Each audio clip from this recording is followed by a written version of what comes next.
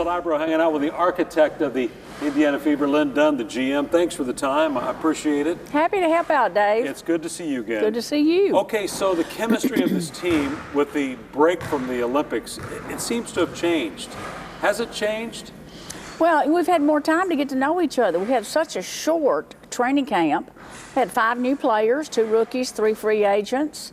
You know, it takes time to get to know people. And I think having those extra 2-3 weeks, Olympic break, chance to rest mentally, physically, emotionally, especially after that tough, brutal way we opened the season, it was a perfect time for us to get a chance to get to know each other better. And it looks like you can see it. I can hear it, I can see it, and I can feel it. Yeah, you can see it on the court during the games, can't you? I can see it in practice, yeah. Yeah. When you like each other, you work harder together, don't you?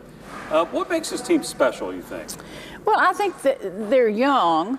And some people might think that's a negative, but I see it as a positive. You know, they still have that young energy and passion and fun and enthusiasm, and I think that's contagious.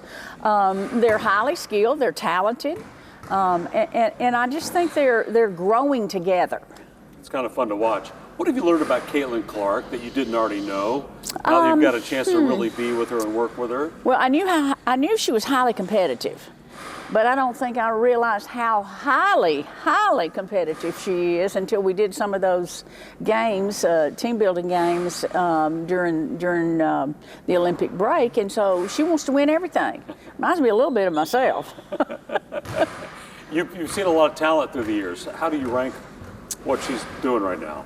Gifted on the court with her scoring ability, gifted with her passing ability that's exceptional. I mean, it's hard for me to compare her to another player, male or female, that's played our game in college and professional, because what she's doing as a rookie is just unprecedented. So just very impressed with her overall game, but I'm also impressed with her speed and quickness. I don't think people realized how fast she is with and without the ball. And away from the game, she's really bonding with the other gals, right? Well, away from the game, what has intrigued me and impressed me so much is her ability to deal with the media.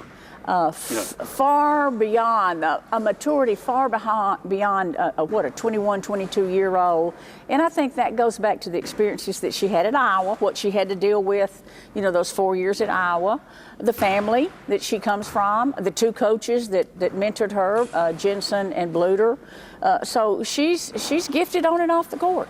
Okay, let's talk. Let's go back in time. 2012. What a ride that was to win a title for Indianapolis. What do you remember about that journey? Well, we had an Olympic break. I remember specifically Tamika left and went to play in, I don't know, her 2nd or 3rd Olympics. And so we had that quality time to practice, and we needed it. And I thought we got much better during that period of time. And even that was one of the first things that Tamika said when she got back from the Olympics was, wow. Whoa, we've improved. And she was excited about what she saw. And so I remember that growth and how it carried over to us being an underdog and a dark horse and ended up beating Minnesota even though they were picked to win. What's the ceiling for this team this year? I don't think there is a ceiling. I think it all depends on us continuing to get better. I also think we have to stay healthy. You know, a key injury to a key person could set any team back. So stay healthy, keep growing, keep working together, keep playing hard. The explosion of women's basketball, you've been a part of this forever, it seems like. What is it? 54 years. I mean that in a complimentary way. How many years? 54. This is my 54th year. What's it like for you to see this explosion of what's happening now? Well, I never thought I would see it to this level. You know, there's a lot of things that have happened in the last 4 or 5 years in college women's basketball and now in the WNBA. It's what I wanted to see happen, and I'm thrilled with the visibility. I'm thrilled with the media attention. I'm thrilled with the sellouts, home and away, and that's the way it should be. This is not just a blip on the radar, right? I don't think so. I don't think so. I think the great games and the great attention and the great situation we had last year in college women's basketball. What was it? I don't know. Some $9 million for the Final Four, women's Final Four, and I think it's carried over to the WNBA. And I think now people see what great players we have, what tremendous athletes we have, what great teams we have, and the competition. And so it's past time that we have this experience. How much fun are you having? I'm loving it. Yeah. I'm loving it. Beats retirement, right? I'm near retirement, but that's okay. I didn't think I would see this during my career. What would it mean to see him make a playoff run this year?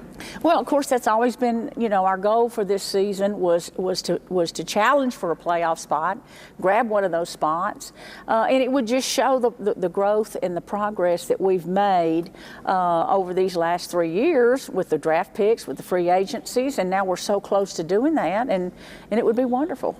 Yeah. Not only for our team, but for this community, for the Simon family, for all the people that have supported us for so long. This town's buzzing about your team. Can you feel that? They better be buzzing, because it seems like everybody's buzzing nationally and internationally. Our merchandise sales over the top, our ticket sales over the top. We're getting ready to do season ticket renewals, so we're excited about the future. So it's a great time to be a Fever fan. It certainly is. Thank you for the time. You're welcome. Thank you. You're the best. Go Fever!